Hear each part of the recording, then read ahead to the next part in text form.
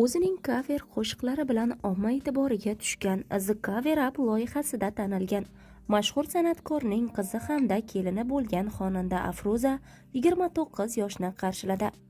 Hayotda og'ir bosiq bo'lsa-da, qo'shiqlari sho'x shodon xonandaning asl ismi Afruza emas. Uning haqiqiy ism sharifi Dilafruz Rustamova bo'lib, 1996-yili Farg'ona shahrida tavallud topgan. O'zbekiston Davlat konservatoriyasining estrada xonandaligi fakultetini tamomlagan. Oilada ikkita farzandmiz. Akam bilan o'rtamizda bor yo'g'i 2 yosh farq bor. Shu bois akam bilan birga o'ynab ulg'ayganmiz. Unga qo'shilib o'g'il bolalar bilan ko'p o'ynaganim uchunmi, qiz bolalar bilan unchalik kelisha olmasdim. O'ylab qarasam, bolaligimdan anchayin sho'x shoddod qiz bo'lganman. Maktabda esa a'lochi va tartibli o'quvchi edim. Chunki oilamizda tartibga jiddiy e'tibor berishardi. Onam kechqurun to'ydan nechida qaytishlaridan qat'iy nazar uyda hamma narsa joyida bo'lishini talab qilardilar. Agar hammasi ko'ngildagidek bo'lmasa, tonggacha bo'lsa-da ishlarini qilib, keyin uxlardilar deydi Afruza. Nega ota-onangizning familiyasi bilan sahnaga chiqmagansiz deb ko'p so'rashadi. Aslida taxallus bilan ijod qilishimni otamning o'zi xohlagan. Teleloyihada ishtirok etishdan avval taxallus borasida rosa o'ylanganmiz. O'z ismim ham juda yoqadi, ammo sahnada nomim jaranglashi uchun shu qisqa bo'lishi kerak edi. Shu bois Afruza taxallusini tanlaganmiz. San'at oilamizga begona emas. Onam xonanda, dadam esa sozanda. Amakim, kelinoyim ham san'at sohasida faoliyat yuritishadi. Ammo san'atkorlar oilasidan ekanimni sir saqlaganman. Odamlar orasida tanish-bilishchilik qilishibdi degan gap tarqalishi va ishtirokim ko'ngildagidek bo'lmasa, yaqinlarimni uyaltirib qo'yishdan qo'rqqanman. Shu bois ancha vaqtgacha onam mashhur xonanda Shahlo Rustamova ekanligini aytmaganman deydi Afruza. Qo'shiqlarimni oilaviy birga tanlaymiz. Uni ijro etishdan avval yaxshilab muhokama qilamiz. Eng yaxshi taqdimotchim dadam bo'ladi. Raqs bo'lsin deb Vot takaya nomli qo'shiqni ijro etganman.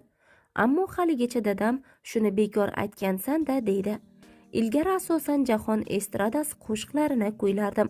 Hozir ham o'zim uchun bunday qo'shiqlarni ijro etib turaman. O'zbek Milliy akademik drama teatri aktyori Botir Muhammadjonovning o'g'li Behruz Ahmedov bilan Afruza 2024-yilning sentyabr oyida AQShda sayohat qildi. Sayohat davomida Behruz Afruzaning qo'lini vertolyotdagi parvoz chog'ida so'ragan.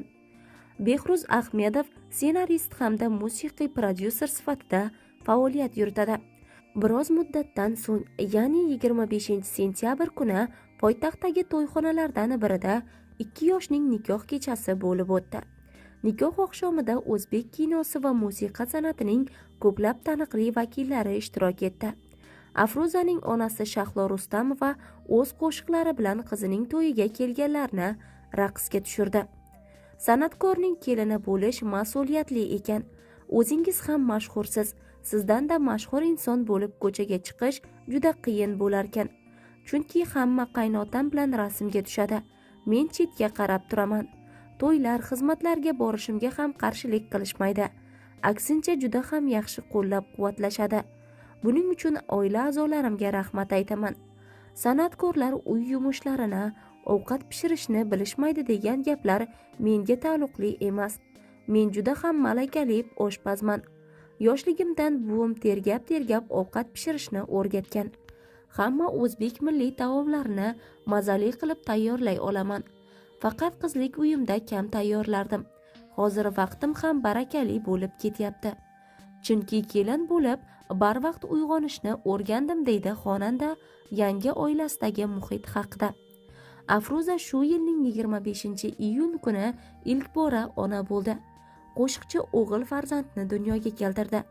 Tug'ruqxonadan so'ng u hamkasblari hamda dugonalarining maslahati bilan ona va bola parvarishiga yordam beruvchi markazda qoldi. Chaqaloqning uyiga chiqish marosimi esa katta tantana qilib nishonlandi. Hozirda xonanda bola parvarishi bilan mashg'ul, ammo to'y xizmatlariga ham turmush o'rtog'ining hamrohligida borib kelmoqda.